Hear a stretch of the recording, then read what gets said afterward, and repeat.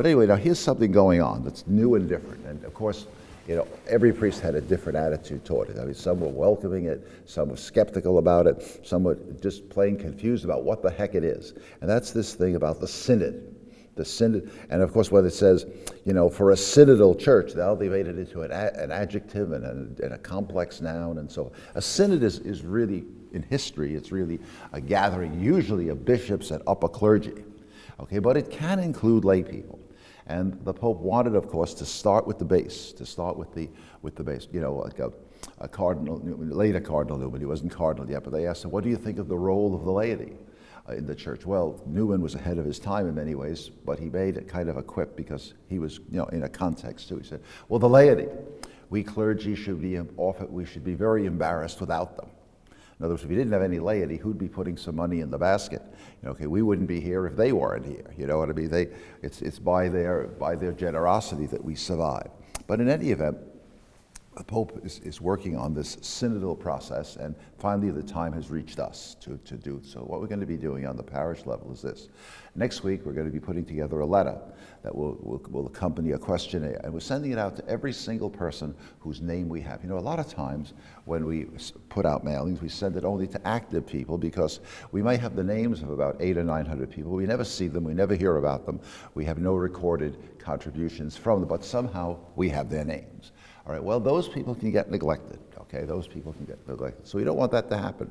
We want to, in a special way, let them have a voice too. The whole idea of the synod is that people feel, I had something to say, they found a way a forum where I could say it, and I feel at least content that somebody may have been listening while I said what I thought was important about church life, or what things should be a little different, or what I like especially, I don't want to see lost, all that kind of stuff, okay? So, I engaged the services of just the right person for this thing, just the absolute right person, and I'm sure he's going to be embarrassed when I mention his name, Neil Cosio. Okay, Neil Cosio is a chairperson of our pastoral council, and I have to say to my embarrassment, I haven't used him enough. Okay, I haven't called on him frequently enough, and I think he would have been delighted to if I had, but as things roll along, we had the council doing its job and Neil doing a fine job. But now here we have some real meat and potatoes on our plate. We got to get the synodal process going. So next week we're working on a cover letter and getting all of the questionnaires put together so that every single person, close to 2,000 households, are going to get a copy of this and an opportunity to respond. And of course, then when you get the questions, okay, you're going to fill them out, hopefully, and you can get them back to us in the mail. You can get them back to us in the collection basket on a Sunday. You can bring them over to the rectory and put them through the slot in the door. We're going to have those boxes that we have normally for the All Souls Day envelopes, and so we'll have them out there. You'll be able to place them in when you come to all of these various methods. So everybody will have an opportunity to answer some of these questions, and these are going to be compiled so that we have to put a very concise report together as a parish. And then we're going to have one large meeting.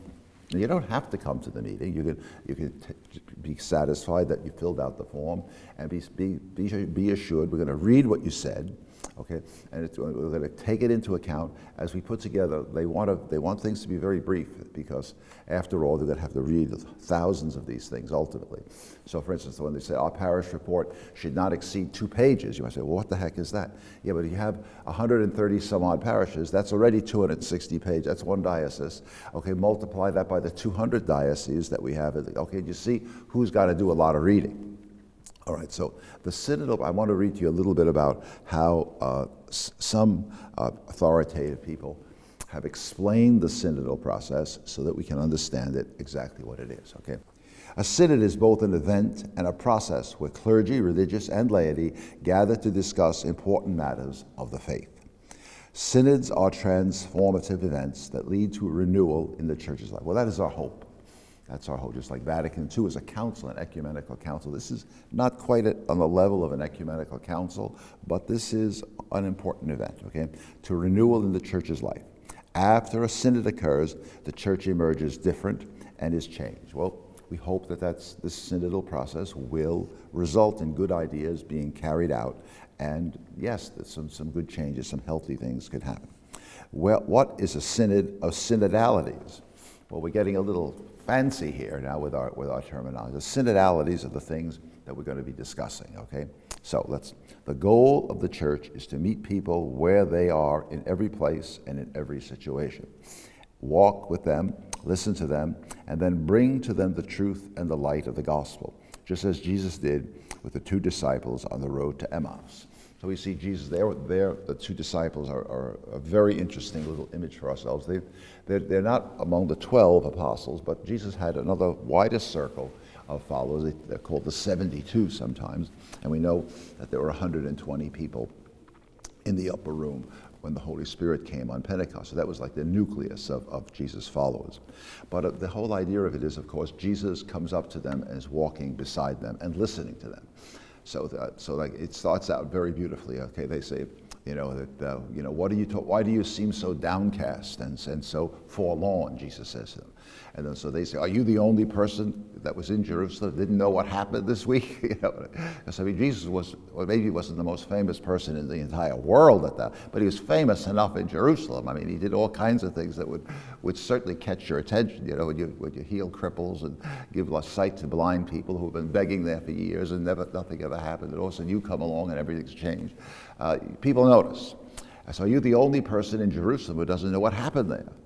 So Jesus said, well, I guess, what happened? He says, what happened? So about Jesus of Nazareth. And then they tell him what their hopes and dreams were, and then they tell him, of course, how those hopes and dreams have been dashed down and destroyed because their leaders and the Romans conspired and put him to death. But now we've heard a strange thing, they say. We've heard this is the third day. This is like the evening of Easter Sunday, or getting toward evening of Easter Sunday. And some women of our group went up to the tomb to put more perfumes and more ointments around the body, and they couldn't find the body. The tomb was opened. The guards were not there. They didn't know what to make of it. And then, of course, they said, then some of them have reported seeing Jesus, and we don't know what to make of the whole thing. Okay, so Jesus says, how slow of heart you are. Okay, so you have to accept when Jesus is going to talk to you that you're going to get a little correction somehow. Come on, you've been blowing it a little bit here. You haven't been really focused on and then so Jesus begins to tell them. So beginning with Moses and the prophets. Okay. And of course, we would really love to have exactly the passages that Jesus picked. That would be really the ultimate exegesis, the ultimate way of tying the Old and the New Testament together to know what Jesus, but we don't have to know. It's pretty obvious. He could take the servant songs, he could take the part about the just man that's being read from the book of wisdom today. He could take some of the Psalms, okay, and talk about the sufferings of the just man and how God would protect him. Or then other quotes out of Jeremiah, Ezekiel, Isaiah, of course, the mysterious servant songs in Isaiah, the Emmanuel prophecy. He could take a lot of them that he could have worked with, and to build up to the fact that the Messiah was put to death, but that God the Father raised him on the third day. Okay, so this would be where Jesus would get them to. So then, of course, as Jesus is talking, it's getting toward evening. They ask him to stay. He says that he's going on. And then, of course, what he does, they finally get him to table to have a meal. As he's breaking the bread, okay, which they would recognize that symbol, a breaking of the bread, he vanishes from their sight.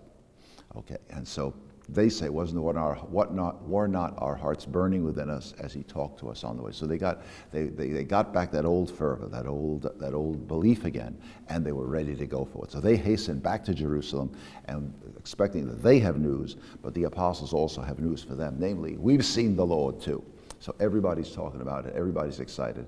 It's not all over yet. We've got more to do before we get to Pentecost, but it's the beginning of the life of the church. It's the beginning of a faithful response to the opportunities the risen Jesus is giving us. So that image is used by the people putting the Synod together. This is what we want. We want people the Lord is saying, what things? What are you upset about? What things?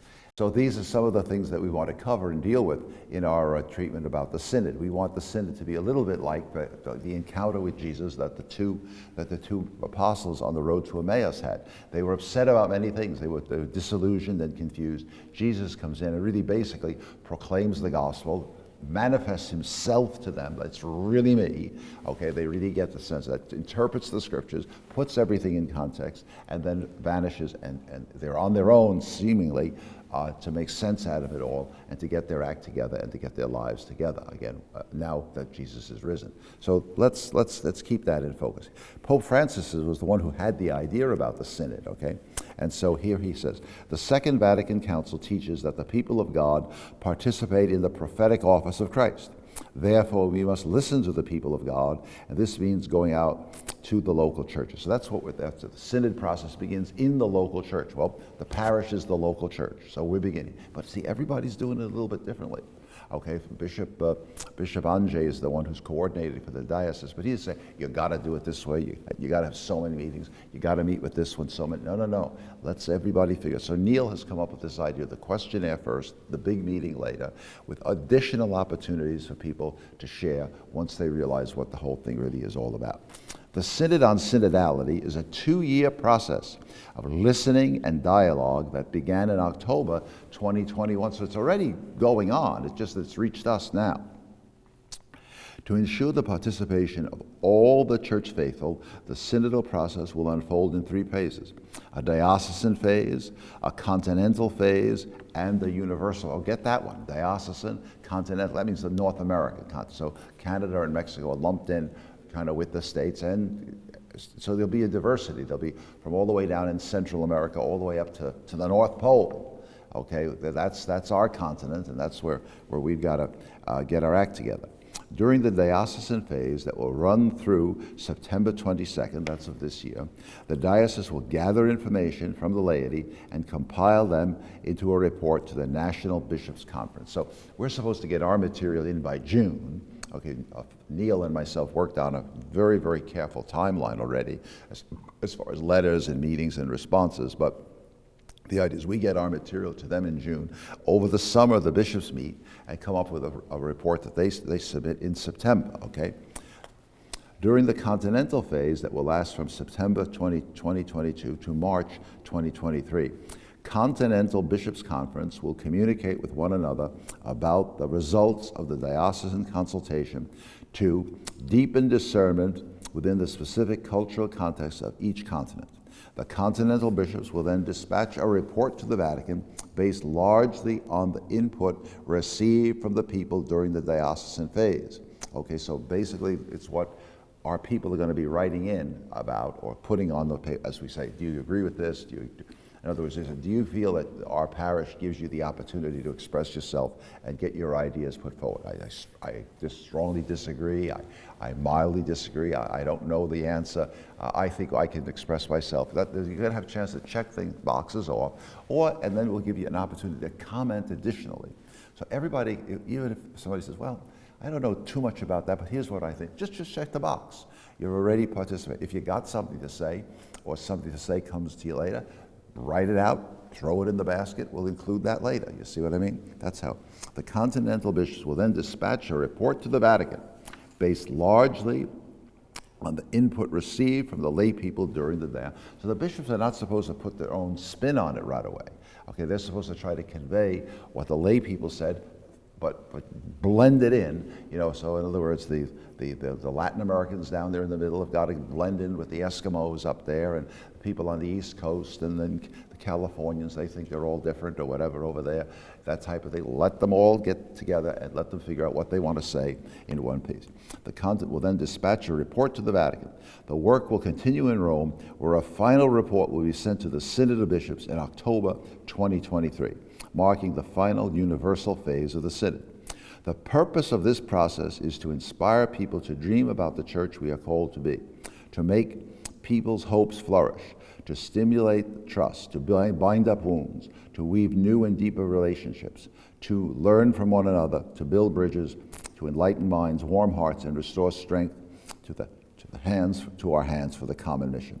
It is through this synodal process that all church members, guided by the Holy Spirit, will walk together and listen to one another to deepen the essential characteristic of the church.